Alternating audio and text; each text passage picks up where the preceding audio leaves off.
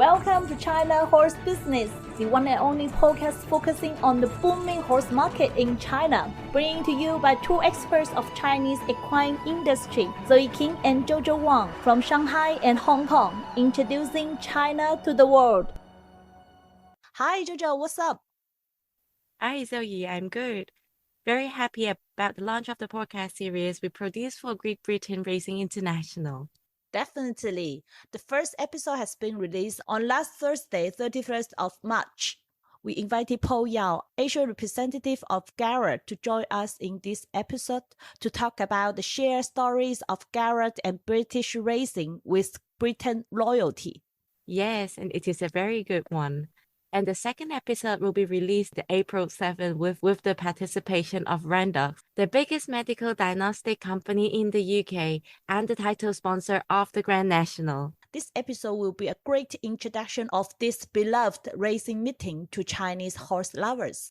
This podcast series comprises 7 episodes in total, and we will release one episode every Thursday until 12th of May. This podcast series is entitled The Sport of Kings. It is dedicated to Chinese listeners in their language. Guys, if you are interested in listening to the podcast, please search The Sport of Kings by GBRI on Apple Podcasts or Spotify. All right, let's go to the China news session for the latest China equine market updates. Recently, a Bleu book relating to Chinese equine culture was published by independent third party. The Bleu book tried to articulate the potential economic value of equine culture in China. According to this Blue Book, China has over 2,800 equestrian clubs and over 1.2 million members riders. There are more than 7,300 corporate entities, including associations, tech manufacturers, competition organizer, etc. Most importantly, the report tried to emphasize the importance of equestrian travel, which can generate over 60 billion RMB with over 30 million rider participants. We do observe a trend of horseback travel in Xinjiang, Inner Mongolia, and Yunnan area in recent years. It is a great way to combine horse riding with travel experience. However, there are two factors that limit the development of horseback travel in China. First of all, it is restrained by various COVID travel and lockdown policies in China. But hopefully this situation will be eased soon this year. The second is the professionalism and safety during the horseback travel. Agree. It is needed to implement a certificate or education system for coaches who guide the trip for the riders. The riders are usually beginners in riding. Therefore, safety is primary. Of course, and we must not forget the welfare for horses during the trip. All this must be educated and regulated. Right. I think horseback travel will flourish in China once the COVID restrictions are eased.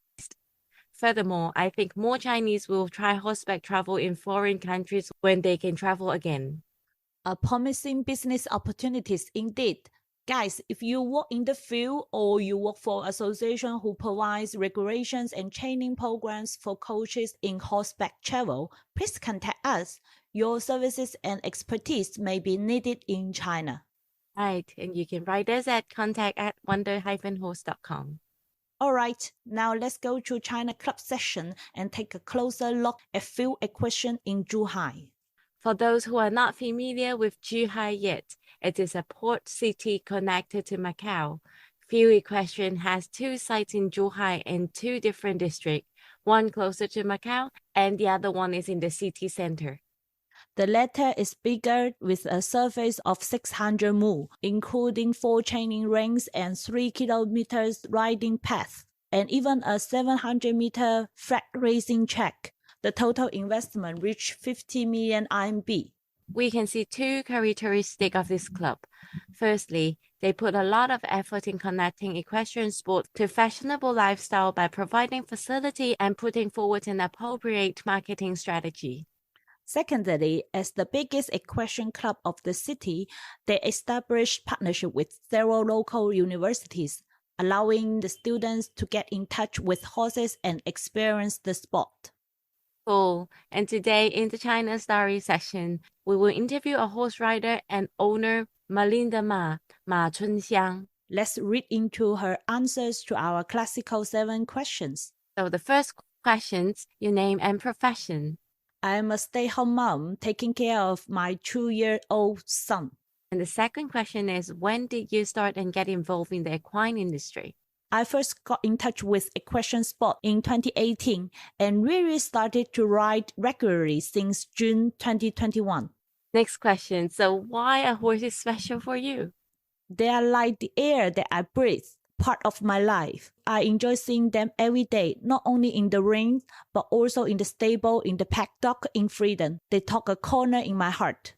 When we asked her what's the most memorable horsey moment, she said, I always remember in May 2019, I brought a retired American thoroughbred named Xi Yan from Shenzhen to Yunnan and put it in boarding in a friend's stable there.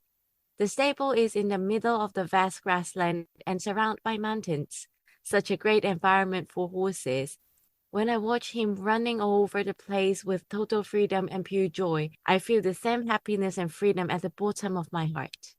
And who's your idol? Melinda said Carl Hester is her idol.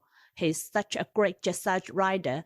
The connection and harmony between him and his horses is very touching. It is more than a sport. It is an art. And coming to the next question, what does she recommend as a must-have item in the stable, Zoe? She recommended Magic Brush. It is a package of 3 different brushes, perfect for everyday brushing moment. And for the last questions, what's your goal for the next 5 years? And Melinda said, I have 3 horses in China now. They are Xi Fan, Xi Xi, and Xi Ze. I hope to provide a natural and healthy as possible condition for them. I want to build more mutual trust and respect from them. Then we can take part in some competition just to enjoy the journey and riding for fun. I also have one horse, Xi He, who is staying in Denmark.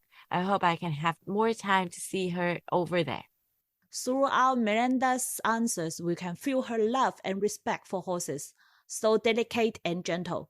Her horses are very fortunate to have such a good owner.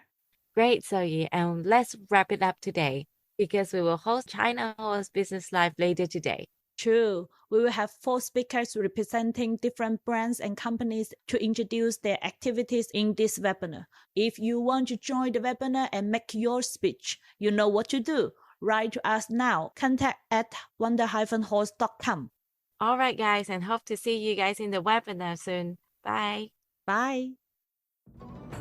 This podcast is co-hosted by Zoe King and Jojo Wang, powered by Wonder Horse, a business solution provider focusing on Chinese equine market and a bespoke equine community in China.